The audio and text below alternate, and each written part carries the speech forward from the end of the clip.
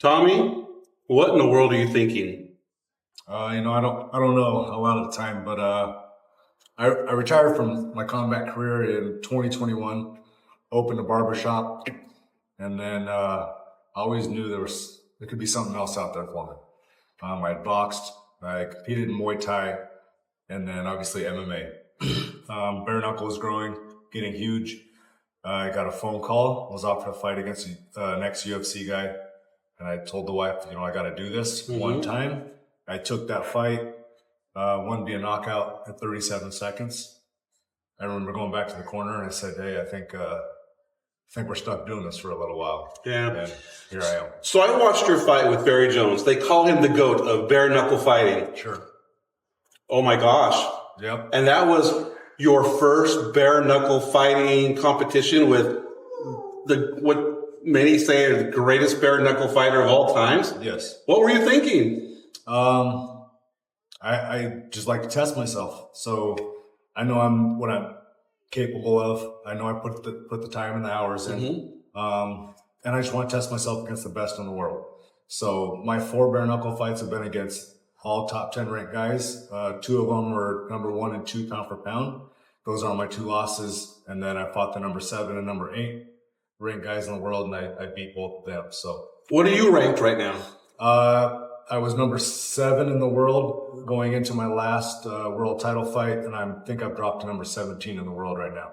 Okay, we're going to way back for a second. Sure. And we interviewed you some time ago, and you talked about what got you here. Can you give everybody that may not know Tommy Turner the synopsis of where you were, what brought you into this fighting game? Sure. And just kind of give us a synopsis of that.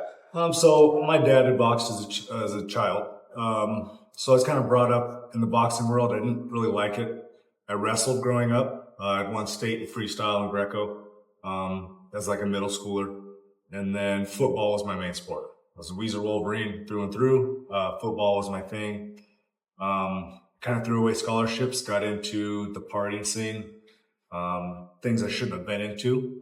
I went away for about a year, did a little bit of time. I got out at 20 years old, immediately turned pro in boxing, and it changed my life. And now I'm almost 37, and that's all I've done for my adult life. So that time that you had solitude and thought, yeah. Did you change during that time? Did you become a different person during that time? Absolutely. I think I was trying to fit in when I was doing the wrong things. And I realized that I'm not a follower, I'm a leader. So I needed to create my own path. And, that's what I did when I got out. I would say hi to old acquaintances, but I was still, nose to the grindstone. I'm creating my path. Okay. So what is that path? Really creating a legacy for my family and myself. I kind of failed at the football scene, which was my first love. Fighting was always my second love. But I just took fighting by the reins and really I let it keep me out of trouble and also create a future for myself and my family. Now, I know that in the boxing ring that you were kind of told no more. Yes. Your health is not where it ought to be for being in the ring. So you were told, stop. Yeah, so I was given an opportunity to fight for the GBO middleweight world title as a boxer. 2015, I believe it was. Before the fight, I did an MRI test, and they showed a lot of white matter, so scarring on the brain, and the short-term memory was a little goofy. So I took my time off. I went back. Obviously, the scarring is for life. But I passed all my neurological tests, and I was able to come out of retirement. So you said that part of the reason you're doing is to build a legacy for yourself and your family. And I'm guessing I have a wife, and I know wives, they want to believe in you, but sometimes they don't want you to do this. Yes. Can you tell me a little bit about that? How does your family support you in this, and how tough is this for you and for her? They're my biggest supporters, but they're the first ones to tell me you need to be done soon, right? So right. We'll be done. I mean, I'll be 37 soon, so I can't do this forever, right? But they support me. They know I'm chasing something, and they're right there backing me. But at the same time, they're always worried about my health. Right. So tell me a little bit about your career path. Where you see yourself going? You know, you said you're 37 years old. You're going to have to accomplish some things here because young kids, boy, you know, they come up strong. Those that are determined to do this kind of stuff. Sure. So, you know, the only reason I'm still doing this is I was given the opportunity to fight for 2 world titles. I came up short in those 2 world titles, but I don't hang my head because those are the 2 greatest fighters in bare-knuckle history. And bare-knuckle is the oldest sport in history. So I just know that I'm ranked. I'm one of the top fighters in the world in bare-knuckle, and I know that I'm going to win a world title before I'm done. So we all love fighters. We all watch Rocky. We all love that kind of stuff. What is your training regimen? I mean, what do you do to stay in shape? I mean, anybody that's seen you without your shirt knows that you're in shape. Tell us what you do to stay in shape. So I wake up pretty early. First thing first is cardio. Then it's breakfast. Then it's strength and conditioning, which I do at Small Town Fitness. Shout out to Toby. Yay, Toby. And, you know, and then I started a new gig with Ben Bertner. So I go and I'm building homes during the day. I get off and then I coach football here in Weiser now, the 3rd and 4th grade. If you guys want to come watch us, come watch. Yeah, you're a balanced life. You're living a balanced life. And then after that, it's straight to boxing training for, 2 to 2.5 hours. Okay. So training hard. I want you to kind of explain to the people that are watching this right now who you are, why you're doing it, and kind of, this is my purpose. This is what I want to accomplish. Sure. So, first things first, I'm a Weiser Wolverine. That's why I don't quit. That's why I continue to push forward and chase my dreams. Is the way I was raised here in Weiser. The reason I do this is, first off, it's a love of mine, but, I got children that look up to me. I got a family, and I know I can be a world champion. So we're not done until we become a world champion, and, Weiser will be home. We'll be the hometown of a world champion. That's wonderful. Now you have a new management team. Yeah. Can you tell me a little bit about that? So, Amy Vertner has taken over as like the business management. She handles all like the social media stuff, my sponsors, anything business related. And then my corner, I don't necessarily have a trainer anymore. Martin Castellanos was my trainer for a long time. That's where I learned everything I really needed to know was from him. But now I have Ben Bertner in my corner. I'm at a point in my career where I need someone that I'm comfortable with in my corner, that I'm going to listen to, and that cares about my well-being and my health as well. So, that's the new team. So I know you have some sponsors, and I know you have people that want to help, and you might even get a few fans right here. Sure.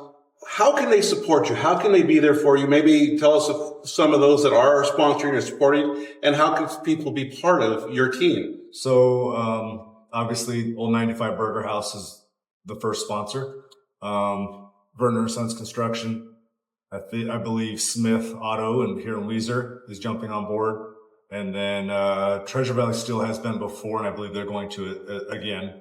But as far as like the local people, the best way to support me is when I fight, you tune into BN Sports, Fuse TV, or the Fight Channel, or Fight Network, and they air all of our fights live. And it's free. You don't have to pay a pay-per-view. It's all free to watch. Yeah, like I said, I got to watch you on that one fight, and we're all rooting for you, but it's tough to watch. I enjoy it. I love the sport. I love, the martial sciences, whether it's boxing, wrestling, karate. I love all the martial sciences. And so I love what you're doing. I have a passion for it.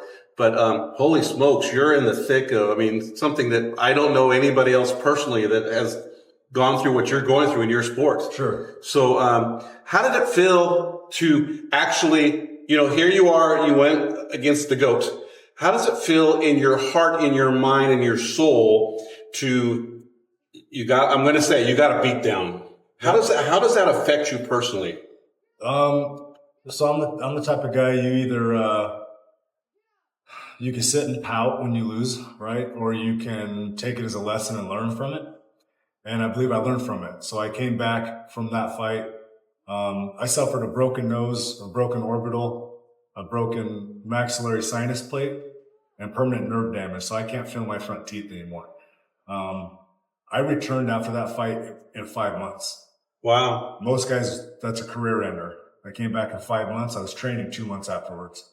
And I fought, I believe he was the number 10 or 9 ranked guy in the world, and I finished him in 41 seconds. Wow.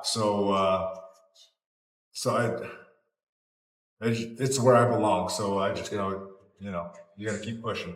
Well, I think that you are an inspiration, and I hope that kids don't take the path that you took earlier. Sure. What would you want to say to them? Obviously, keep your head in school. If you're in Weezer, stick with the Weezer sports, because that will definitely guide you. And it's okay to say no. If you don't feel it's right, it's okay to say no. Now, what would you say to the ones that are competitive and maybe getting a beat down? What would you say to them? Learn from it. Pouting and crying about a loss or a beat down is not going to do any good for you, right? So if I can keep my head on my shoulders and learn something from that, I'm always going to come back better, and I'm going to come back stronger. I'm going to let you close this out now. What do you want to say to the community? Just thank you for your support. It's been nice to have the support I've gotten over the last couple of years, especially with Bare-Knuckle, since I've jumped into Bare-Knuckle. I believe I'm the only Weezer native to be put into a professional Hall of Fame, which happened this last July. I'm in the Bare-Knuckle Boxing Hall of Fame. I meant to ask you that. That's great. Yeah. So, I'm in the Bare-Knuckle Boxing Hall of Fame, which is very nice. And I've got nothing but support for them. So I appreciate you guys. And we're kind of working with the Weezer football teams now. So come out and watch these kids play football. And if you want to say hi, don't be afraid to say hi. Well, we appreciate you, and we do support you. And way to go from, the challenges to victory. That's amazing. Thank you. And what you described many times is what a lot of people call Wolverine grit. Yep. So way to be that. Way to be Wolverine grit. So we want to thank all of you for watching Living in News, and thank you so much for taking a few minutes with me, Tommy. I appreciate it. All right. We'll get back to you all soon, and thank you for watching livinginthenews.com.